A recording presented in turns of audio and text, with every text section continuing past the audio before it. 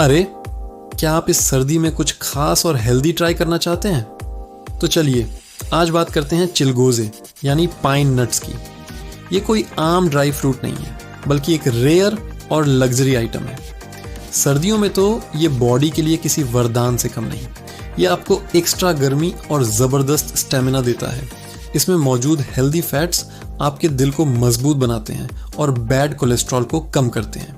High calorie और nutrients की वजह से इसे खाते ही आपको इंस्टेंट एनर्जी मिलती है। और तो और ये आपकी स्किन को एक नेचुरल ग्लो और हाइड्रेशन भी देता है। इसके एंटीऑक्सीडेंट्स आपकी इम्यूनिटी को भी स्ट्रांग बनाते हैं। लेकिन हाँ, कुछ बातें ध्यान में रखनी होंगी। ये काफ़ी महंगा होता है, इसलिए रोज़ाना खाना थोड़ा मुश्किल हो सकता है। कैलोरीज ज़्यादा होने की वजह से वज़न भी बढ़ सकता है, इसलिए लिमिट में खाएं।